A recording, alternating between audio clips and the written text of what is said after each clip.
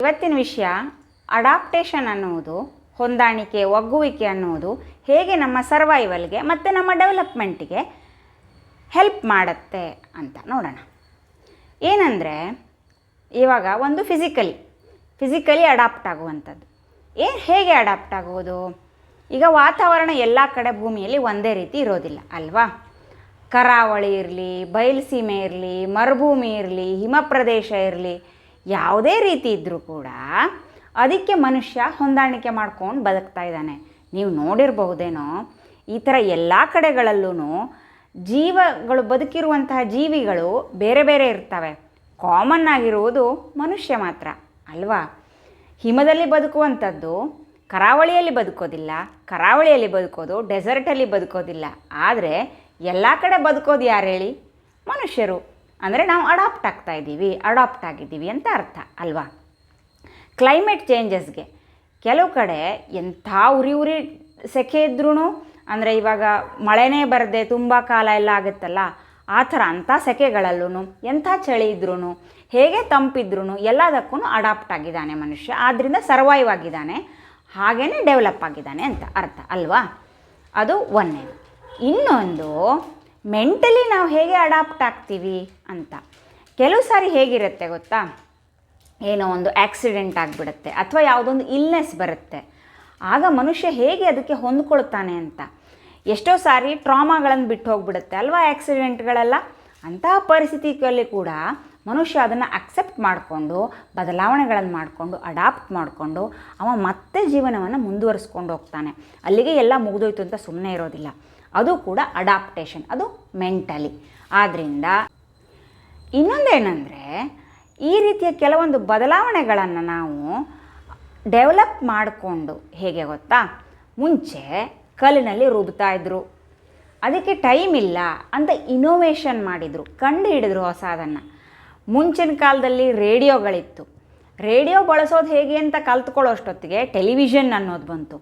ಅದನ್ನೇ ಹೇಗೆ ಬಳಸೋದು ಅಂತ ಕಲ್ತ್ಕೊಳ್ಳೋಷ್ಟೊತ್ತಿಗೆ ರಿಮೋಟ್ ಕಂಟ್ರೋಲ್ ಎಲ್ಲ ಆವಾಗ ಎಲ್ರಿಗೂ ಗೊತ್ತಿತ್ತು ಅಲ್ವಾ? ಹೊಸದಾಗೆ ಎಲ್ಲದನ್ನು ಕಲ್ತಿರೋದು. ಆಮೇಲೆ ಫೋನ್ ಬಂತು, ಮನೆಗಳಲ್ಲಿ ಲ್ಯಾಂಡ್ಲೈನ್ ಫೋನ್ ಬಂತು. ಆಮೇಲೆ ಇದು ಬಂತು, ಮೊಬೈಲ್ ಫೋನ್ಸ್ ಬಂತು, ಇಂಟರ್ನೆಟ್ಸ್ ಬಂತು. ಇವಾಗಂತೂ ಕೇಳೋದೇ ಬೇಡ, ಹೇಗೆ ಬೇಕಿದ್ರೂ ಅಡಾಪ್ಟ್ ಆಗಲೇಬೇಕು. AI ಏನೆಲ್ಲ ಬದಲಾವಣೆಗಳು, ಇನೋವೇಷನ್ಗಳು ಅಲ್ವಾ? ಇದನ್ನು ಹೇಗೆ ಒಪ್ಕೊಳ್ಳೋದು, ಹೇಗೆ ಎಕ್ಸೆಪ್ಟ್ ಮಾಡ್ಕೊಳ್ಳೋದು ಅಂದರೆ, ಮಾಡ್ಕೊಳ್ಳಿಲ್ಲ ಅಂದರೆ ಸರ್ವೈವೇ ಆಗೋದಕ್ಕಾಗೋದಿಲ್ಲ. ನೋಡಿ ಹೇಳ್ತೀನಿ, ಇದನ್ನು ಹೇಗೆಲ್ಲ ಯೂಸ್ ಮಾಡ್ಕೊಂಡಿದ್ದಾರೆ ಅಂತ. ಅಡ್ವರ್ಟೈಸ್ಮೆಂಟ್ಗಳಿಗೆಲ್ಲ ಮುಂಚೆ ಮನುಷ್ಯರೇ ಬೇಕಾಗಿದ್ದರು ಅಲ್ವಾ? ಯಾರೋ ಒಬ್ಬರನ್ನು ನಿಲ್ಲಿಸಿ ಮಾತಾಡಿಸ್ತಿದ್ರು. ಇವಾಗ ನೀವು ಒಬ್ಸರ್ವ್ ಮಾಡಿದಿರೋ ಏನೋ, ಎಷ್ಟೊಂದು ಅಡ್ವರ್ಟೈಸ್ಮೆಂಟ್ಗಳಲ್ಲಿ ಬರೀ AI ಕ್ರಿಯೇಟ್ ಮಾಡಿರೋ ಹ್ಯೂಮನ್ ಮುಖ ಇರುತ್ತೆ, ಮನುಷ್ಯರೇ ಇರೋದಿಲ್ಲ. ಅವ್ರ ಹತ್ರ ಮಾತಾಡಿಸಿನೇ ಎಲ್ಲ ವೀಡಿಯೋನ ಮಾಡಿಬಿಟ್ಟಿರ್ತಾರೆ. AI ಎಲ್ಲ ಅಡ್ವರ್ಟೈಸ್ಮೆಂಟ್ಗಳು ಆಗಿಬಿಟ್ಟಿರುತ್ತೆ. AI ಇನ್ವೆಸ್ಟ್ ಮಾಡಿರೋಷ್ಟು ಕಾಸ್ಟ್ ಇರುತ್ತೆ, ಆದರೆ ಮನುಷ್ಯರಿಗೆ ಕೊಡಬೇಕಾಗಿರೋಷ್ಟೇನು ಕೊಡಬೇಕಾಗಿಲ್ವಲ್ಲ ಅದಕ್ಕೆ. ಆ ರೀತಿ ಇನೋವೇಷನನ್ನು ಬಳಸ್ಕೊಂಡು ಅವರ ದುಡ್ಡನ್ನು ಉಳಿಸ್ಕೊಂಡಿದ್ದಾರೆ ಅಲ್ವಾ? ಅದೆಲ್ಲ ಯೂಸ್ ಮಾಡ್ಕೊಳ್ಳೋದು, ಅಡಾಪ್ಟ್ ಮಾಡ್ಕೊಳ್ಳೋದು. ಮುಂಚೆ ನಾವು ಗೂಗಲ್ ಪೇ ಮಾಡ್ತಿದ್ವೇನ್ರಿ? ಇಲ್ಲ, ಕೈಯಲ್ಲಿ ದುಡ್ಡು ಚಿಲ್ಲರೆ ಎಲ್ಲ ಲೆಕ್ಕ ಮಾಡಿಕೊಡ್ತಿದ್ವಿ. ಆದರೆ ನಾವು ಇವಾಗ ಮಾಡೋದಿಲ್ವಾ? ಮಾಡ್ತೀವಿ ಅಲ್ವಾ? ಆ ರೀತಿಯೇ ಅಡಾಪ್ಟ್ ಆಗ್ತೀವಿ, ಬದಲಾವಣೆಗಳನ್ನ ಒಪ್ಕೊಳ್ತೀವಿ.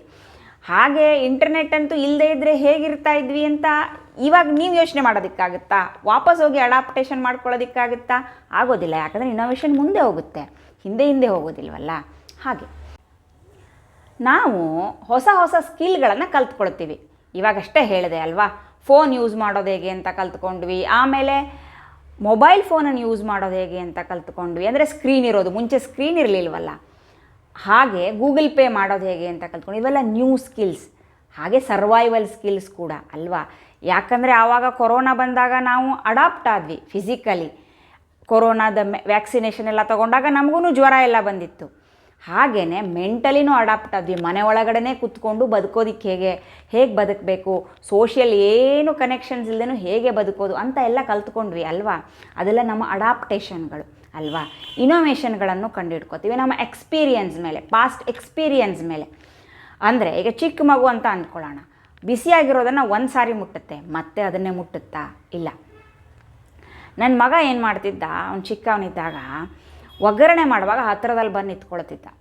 ಅದಕ್ಕೆ ಒಂದು ದಿವಸ ತೋರಿಸ್ದೆ, ಚಟ್ ಅಂತ ಇರುವಾಗ ಚುಸ್ ಅಂತ ಹಾಕ್ಬಿಟ್ಟೆ ಸಾಂಬಾರ್ಗೋ ಏನೋ. ಅದರಾಗಿರೋ ಸೌಂಡ್ಗೆ ಅವನು ಡೋರಿಂದ ಒಳಗಡೆ ಬರ್ತಿರ್ಲಿಲ್ಲ. ಬೇಕಾ ಅಂತ ತೋರಿಸಿದ್ರೆ ಸಾಕು, ಹಾಗೆ ದೂರದಲ್ಲಿ ಹೋಗಿ ನಿಂತ್ಕೊಂಡು ಬಿಡ್ತಿದ್ದ.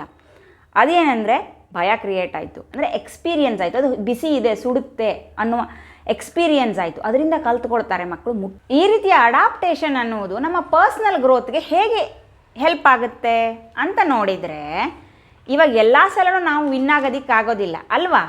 ಏನೋ ಒಂದು ಮಿಸ್ಟೇಕ್ಸ್ ಆಗುತ್ತೆ, ತಪ್ಪಾಗುತ್ತೆ. ಆಗ ನಾವೇನು ಮಾಡ್ತೀವಿ, ಅದರಿಂದ ಕಲ್ತ್ಕೊಳ್ತೀವಿ, ಹೊಸದನ್ನು ಇನೋವೇಟ್ ಮಾಡ್ತೀವಿ. ನಮ್ಮ ಟೈಮನ್ನು ಉಳಿಸೋದು ಹೇಗೆ ಅಂತೆಲ್ಲ ಇನೋವೇಟ್ ಮಾಡ್ತೀವಿ. ಈ ರೀತಿ ಮಾಡ್ತಾ ಮಾಡ್ತಾ ನಾವು ಕಲ್ತ್ಕೊಳ್ತಾ ಹೋಗ್ತೀವಿ. ನನ್ನ ತಂದೆಗೆ 75 ಇಯರ್ಸ್, ಅವ್ರಿಗೆ ಗೂಗಲ್ ಪೇ ಮಾಡೋದಕ್ಕೆ ಬರ್ತಾ ಇರಲಿಲ್ಲ. ಯಾರೋ ಕೇಳಿಬಿಟ್ರಂತೆ, ಸರ್ ನಿಮ್ಗೆ ಗೂಗಲ್ ಪೇ ಮಾಡೋದಕ್ಕೆ ಗೊತ್ತಿಲ್ವಾ ಅಂತ. ತುಂಬ ಈಗೋ ಹರಟಾಗೋಗಿ ಈ ಗೂಗಲ್ ಪೇ ಮಾಡೋದಕ್ಕೆ ಕಲ್ತ್ಕೊಂಡ್ರು. ಏನೇ ಇರಲಿ, ಆದರೆ ಹೊಸ ಸ್ಕಿಲ್ಲನ್ನು ಕಲ್ತ್ಕೊಂಡ್ರು ಮತ್ತು ಅಡಾಪ್ಟ್ ಆದರು. ಎಷ್ಟೇ ವಯಸ್ಸಿದ್ರೂ ಅಲ್ವಾ? ಅದು ಕೂಡ ಸರ್ವೈವಲ್ ಸ್ಕಿಲ್ಲೇನೆ, ಇಂಪಾರ್ಟೆಂಟೇನೆ. ಇದೆಲ್ಲ ನಮ್ಮನ್ನು ನಮ್ಮ ಔನ್ನತ್ಯಕ್ಕೆ ತೊಗೊಂಡೋಗುತ್ತೆ, ಡೆವಲಪ್ಮೆಂಟಿಗೆ ಮಾಡುತ್ತೆ. ಕರೆಕ್ಟಾ? ಹೀಗೆ ನಮ್ಮ ಅಡಾಪ್ಟೇಷನ್ ಕೆಪ್ಯಾಸಿಟಿ ಅನ್ನೋದು ಸೋಷಿಯಲಿ, ಮೆಂಟಲಿ, ಫಿಸಿಕಲಿ ಎಲ್ಲ ರೀತಿಯಲ್ಲಿ ನಮ್ಮ ಇನೋವೇಷನ್ನಿಗೆ ಕಾರಣ ಆದ ಹಾಗೆ ನಮ್ಮ ಡೆವಲಪ್ಮೆಂಟಿಗೆ ಹಾಗೆ ಕಾರಣ ಆಗುತ್ತೆ ಅಲ್ವಾ? ಆದ್ದರಿಂದ ನಾವು ತುಂಬ ಫ್ಲೆಕ್ಸಿಬಲ್ ಆಗಿರಬೇಕು, ಅಡಾಪ್ಟ್ ಆಗೋದನ್ನು ಕಲ್ತ್ಕೊಳ್ತಾ ಹೋಗಬೇಕು. ತುಂಬ ರಿಜಿಡ್ ಆಗಿದ್ದರೆ ಹೇಗೆ ಗೊತ್ತಾ? ಇವಾಗ ನೋಡಿ, ಒಂದು ಕಡ್ಡಿ ಸ್ಟ್ರೇಟ್ ಆಗಿರುತ್ತೆ, ನೀವು ಅದನ್ನು ಬಗ್ಸೋದಕ್ಕೆ ಟ್ರೈ ಮಾಡಿದರೆ ಅದು ನೆಟ್ಟಗಿರುತ್ತಾ, ಹಾಗೇ ಇರುತ್ತಾ, ಇಲ್ಲ ಮುರಿದೋಗ್ಬಿಡುತ್ತಾ? ಮುರಿದೋಗುತ್ತೆ. ಅದೇ ರಬ್ಬರ್ ಬ್ಯಾಂಡು ಬಗ್ಗುತ್ತಾ, ಹೇಗೆ ಬೇಕಾದರೂ ಚೇಂಜ್ ಮಾಡ್ಬೋದಾ?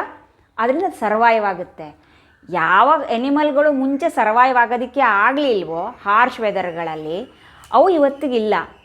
ಯಾವ ಎನಿಮಲ್ಗಳು ಬದಲಾವಣೆಯನ್ನು ಮಾಡಿಕೊಂಡು ಸರ್ವೈವ್ ಆದವೋ ಅವು ಇವತ್ತಿಗೆ ಇದ್ದಾವೆ. ಅಂದರೆ ನಮ್ಮ ಸರ್ವೈವಲ್ಗೆ, ಡೆವಲಪ್ಮೆಂಟ್ಗೆ ಎಲ್ಲ ರೀತಿಯಲ್ಲೂ ಈ ಅಡಾಪ್ಟಿಂಗ್ ಕೆಪ್ಯಾಸಿಟಿ ಅನ್ನೋದು ಬಹಳ ಇಂಪಾರ್ಟೆಂಟು. ಆದ್ದರಿಂದ ನಾವು ಫ್ಲೆಕ್ಸಿಬಲ್ ಆಗಿರೋಣ, ಅಡಾಪ್ಟೇಬಲ್ ಆಗಿರೋಣ. ಆಗ ನಮಗೆ ಡೆವಲಪ್ಮೆಂಟಿಗೆ, ಸರ್ವೈವಲ್ಗೆ ಹೆಲ್ಪ್ ಆಗುತ್ತೆ. ಓಕೆನಾ?